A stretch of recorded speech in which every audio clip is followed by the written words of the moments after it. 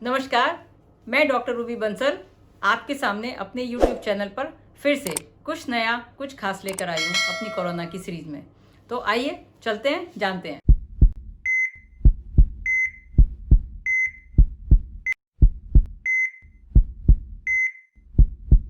Corona बहुत तेज़ी से फैल रहा है। हम हर रोज़ देख रहे हैं कि केसेस बढ़ते जा रहे हैं। कल 45,000 केसेस आए और इस तरह से जो हैं ये महामारी एक विशाल रूप लेती जा रही है। कोरोना का सिम्टम जो एक है मेन, वो है फीवर। तो आज हम कुछ बात कर रहे हैं थर्मामीटर की। आज मैं आपको यही बताना चाह रही हूँ कि थर्मामीटर कितने तरह के होते हैं और कौन सा थर्मामीटर कोरोना में यूज़ करना चाहिए। तो अगर हम याद करें तो सबसे पहले एक थर्मामीटर हमारे पास हुआ करता था, जिसको कि हम मरकरी थर्मामीटर बोलते हैं।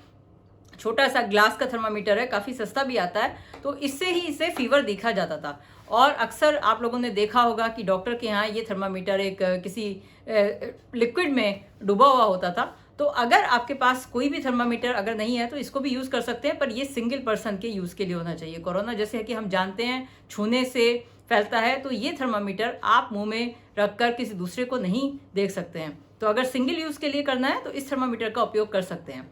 डिजिटल थर्मामीटर, दूसरे जो है थर्मामीटर आए डिजिटल थर्मामीटर, ये इस तरह के होते हैं। डिजिटल थर्मामीटर बहुत ही अच्छे और काफ़ी सुविधाजनक भी होते हैं और बहुत जल्दी से टेम्परेचर बता देते हैं। इसको भी मुंह में या आर्म पिट में रखकर टेम्परेचर चेक किया जा सकता है और ये एक बीप की साउंड भी देते हैं, जिसमें पता चल जाता है कि बुखार चेक हो गया है और अब आप फिर उसकी रीडिंग पढ़ सकते हैं।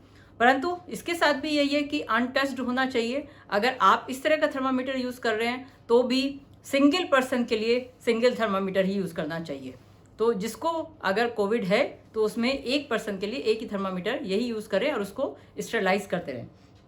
और इसके बाद जो है तीसरा थर्मामीटर जो बहुत पॉपुलर तो नहीं है, परंतु जो है ये थर्मामीटर है ईयर थर्मामीटर, जिसको कि हम ईयर से जो है देखते हैं। ईयर में टेम्परेचर देखा जाता है। ये बहुत सुटेबल होता है बच्चों के लिए, स्पेशली छोटे बच्चों के लिए जिनको आप मुंह में थर्मामीटर नहीं लगा सकते, आर्म पिट में लगाना भी मुश्किल होता है, तो उनके लिए ये थर्मामीटर काफ़ी कारगर सिद्ध होता है। परंतु कोविड में इंफ्रारेड टेक्नोलॉजी का ही होता है, पर कोविड में हम इसको जनरली यूज़ नहीं करते हैं क्योंकि इसको स्टेरलाइज करना थोड़ा सा डिफिकल्ट होता है। आजकल जो थर्मामीटर यूज़ हो रहे हैं वो इंफ्रारेड थर्मामीटर यूज़ हो रहे हैं, जो कि डिस्टेंस से टेम्परेचर बता देते हैं और फोरहेड से टेम्परेचर को बता देते हैं।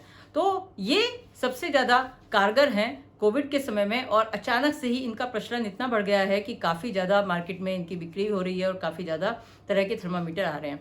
तो इनका फ़ायदा यही है कि ये दूर से ही जो है करीब जो है 3 सेंटीमीटर से लेकर 10 सेंटीमीटर 15 सेंटीमीटर तक के डिफरेंस पर टेम्परेचर को बता सकते हैं। डिफरेंट रेंज जो थर्मामीटर की पर्टिकुलर क्वालिटी के ऊपर डिपेंड करता है कि किस रेंज में वो कर सकता है। इसका फ़ायदा यही है कि अनटच टेक्नोलॉजी है, दूर से बता देते हैं, तो ये आप मल्टीपल लोगों में यूज़ कर सकते हैं। तो एक ही थर्मामीटर से, क्योंकि डिस्टेंस से है तो टच नहीं करना है, तो मल्टीपल लोगों में यूज़ कर सकते हैं। और थर्मामीटर इम्पॉर्टेंट है बुखार देखने के लिए, जब तक, क्योंकि रेगुलर बुखार चेक करना है, हर 2 घंटे में बुखार चेक करते रहना है कोविड के पेशेंट का, कोविड के मरीज का। तो थर्मामीटर इसीलिए बहुत इंपॉर्टेंट है। किसी भी तरह का थर्मामीटर लीजिए, अगर आप कांच वाला यूज़ कर रहे हैं तो उसको डेटॉल के पानी में डाल के रखिए। अगर उसी मरीज के लिए भी यूज़ कर रहे हैं, सेम अपने हाथों को सफाई का ध्यान रखिए, सोशल डिस्टेंसिंग बना के रखिए और मुंह पर जो है मास्क लगा के रखिए। तो इन सब के साथ जो है आज की वीडियो में इतना ही, और फिर हम बात करते हैं। मैं बिल्कुल मेरे चैनल को सब्सक्राइब करिए, लाइक करिए और शेयर करिए। इन्हीं छोटी छोटी इन्फॉर्मेशन के साथ मैं आपके सामने आती रहूँगी। धन्यवाद।